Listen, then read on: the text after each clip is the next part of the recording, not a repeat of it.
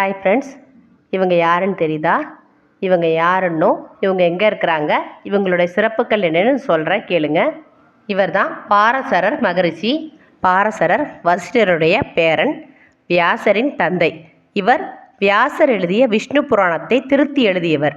பாரசரர் நமக்கு தந்த பொக்கிஷமே விஷ்ணு புராணம்.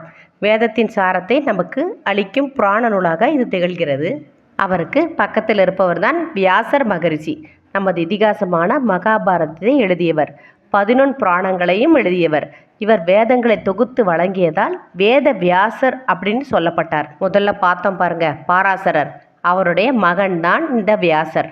இவர்கள் 2 பேருமே எந்த கோயிலில் இருக்காங்கன்னு தெரியுமா?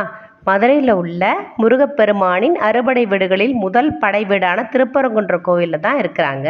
பிள்ளைகள் கல்வி கேள்விகளில் படிப்பில் சிறப்பாக வர வேண்டும் நினைக்கும் பெற்றோர்கள் மதுரை திருப்பரங்குன்றம் முருகப்பெருமானிடம் வேண்டிக் கொண்டு திரும்பி வரும்போது கோவிலுக்குள்ளே இருக்கிற இவர்களுடைய பாதங்களை தொட்டு வணங்கிவிட்டு ஒரு நிமிடம் இவ்வளவு சிறப்பு வாய்ந்த இந்த மகரிஷிகள் முன்பு பிள்ளைகளை உட்கார வைத்துவிட்டு கூட்டிக் கொண்டு போவார்கள்.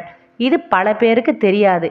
இந்த விவரத்தை எனக்கு ஒரு பாட்டி சொல்ல கேட்டு நான் மதுரையில் இருக்கும்போது என்னோட பசங்களையும் வருஷம் இந்த கோவிலுக்கு கூட்டிகிட்டு போயிட்டு இந்த 2 மகரிஷிகளுக்கிட்டையும் ஆசீர்வாதம் வாங்க வைப்பேன். இப்போது எனது பிள்ளைகளும் நல்லபடியாக படித்து வேலைக்கும் போயிட்டாங்க. இது எல்லாரும் தெரிஞ்சிக்க வேண்டிய முக்கியமான பதிவு என்பதனால தான் இந்த வீடியோ போட்டிருக்கேன். பாருங்கள், உங்கள் பிள்ளைகளும் படிப்பில் சிறந்து விளங்கணும்னா இந்த 2 மகரிஷிகள்கிட்ட ஆசீர்வாதம் வாங்கிட்டு போங்க.